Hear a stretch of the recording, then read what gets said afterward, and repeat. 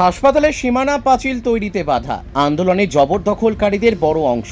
নির্মাণ কাজ আপাতত স্থগিত রাখার নির্দেশ বিধায়কের। হাসপাতালের জায়গা জবরদখল মুক্ত করার জন্য আগেই স্থানীয় জবরদখলকারীদের নোটিশ দিয়েছিল হাসপাতাল কর্তৃপক্ষ।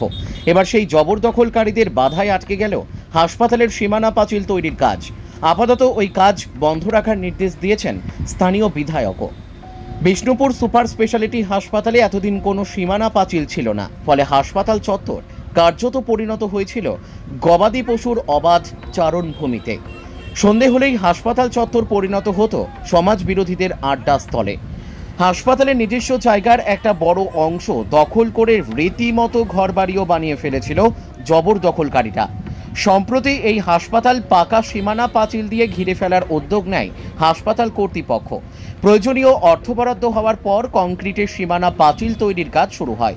নোটিশ দিয়ে দ্রুত হাসপাতালের জায়গা জবরদখল মুক্ত করার নির্দেশ দেওয়া হয়। হাসপাতাল চত্বর জবরদখল মুক্ত হওয়া তো দূর, এবার সীমানা পাঁচিল নির্মাণের কাজই বন্ধ করে দিল জবরদখলকারীরা। জবরদখলকারীদের দাবি, তারা প্রায় 70 বছর ধরে ওই জায়গায় বসবাস করে আসছেন। পুনর্বাসন না দিলে জবরদখল মুক্তকারীরা নিজেদের অবস্থান থেকে সরতে নারাজ স্থানীয় বিধায়ক থেকে শুরু করে বিষ্ণুপুরের পুরপ্রধান। খবর পেয়ে ঘটনাস্থলে পৌঁছে জবরদখলকারীদের সঙ্গে কথা বলেন। পরে বিধায়ক বলেন, সমস্যার সমাধান না হওয়া পর্যন্ত আপাতত সীমানা পাঁচিলের নির্মাণ কাজ বন্ধই থাকবে। পরে জেলা শাসকের মধ্যস্থতায় বিষয়টি নিয়ে আলোচনা করে সমস্যার সমাধান করা হবে। হাসপাতাল কর্তৃপক্ষের দাবি, বিষয়টি ঊর্ধ্বতন কর্তৃপক্ষকে বিষয়টি জানানো হয়েছে, তারা দ্রুত প্রয়োজনীয় পদক্ষেপ গ্রহণ করবেন। বাঁকুড়া বিষ্ণুপুর থেকে সুচিন্ত গোস্বামীর রিপোর্ট, এস নিউজ বাংলা। বলছি, আমাদের এখানে অনেক বছর ধরে, প্রায় 70-80 বছর ধরে বাস করছে। তো হঠাৎ করে এখানে হাসপাতালে সুপার বলছে যে ভেঙে দেওয়া হবে, পাঁচিল তুলে দিচ্ছে। তাহলে আমাদের পুনর্বাসন দেওয়া হোক, আর না হলে যা কোনো ব্যবস্থা করে দিক আমাদের। আমরা না হলে ঘরগুলো ভেঙে দিলে যাবো কোথায়? ঘর দোকান এত বছর ধরে যেখানে বাস করছি সবাই জানে সেটা।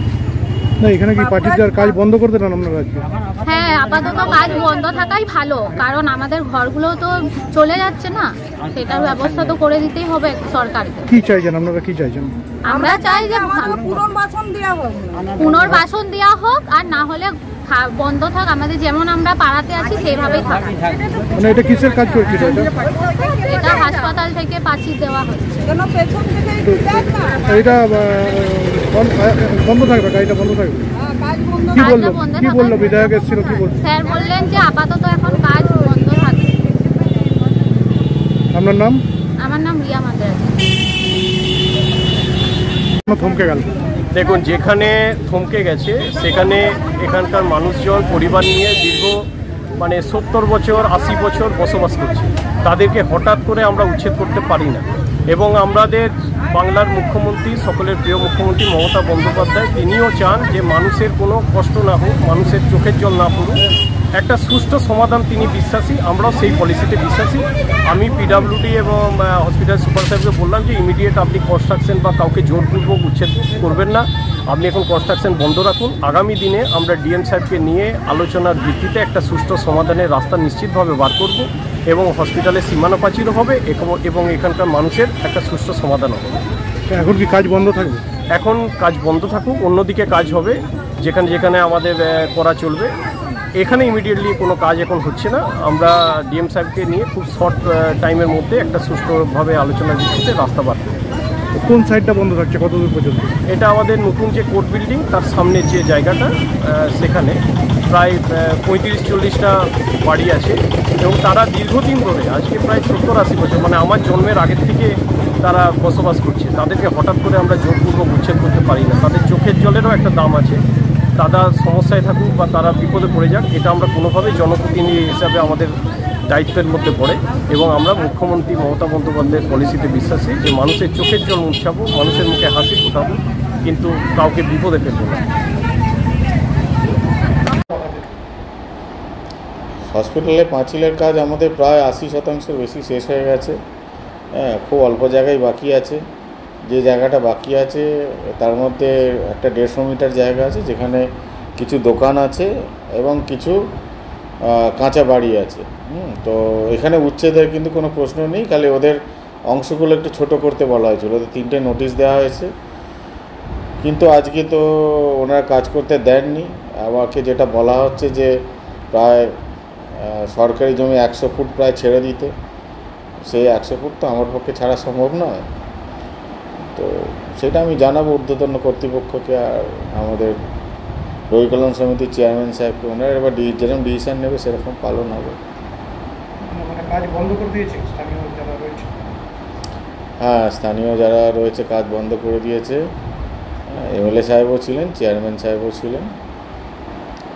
এরপর কি পদক্ষেপ নেবে? এরপর কী পদক্ষেপ নেব সেটা তো আমার কাছে যেরকম নির্দেশ আসবে আমি সিএমএইচ, আমার হায়ার অথরিটি সিএমএইচ স্যারকেও জানাবো, এবং চেয়ারম্যান সাহেব আমাদের রবিকল্যাণ সমিতির ডিস্ট্রিক্ট ম্যাজিস্ট্রেট, ওনাকেও জানাবো। এবার ওনারা যেরকম নির্দেশ দেবেন সেরকম হবে। হ্যাঁ, এই আধুনিক যুগে মনের মতো অত্যাধুনিক বাইক কেনার দোকান খুঁজে পাচ্ছেন না? বাজারে পেট্রোল ডিজেলের দাম যে হারে বাড়ছে তার খরচ জোগাতে হিমশিম খাচ্ছেন? আর ঠিক এই সময় এই সমস্যা থেকে মুক্তি পেতে আপনাদের কাছে বিপুল 2 হুইলার ব্যাটারি চালিত গাড়ির সম্ভার নিয়ে চলে এসেছে খুশি ই ভেহিকল।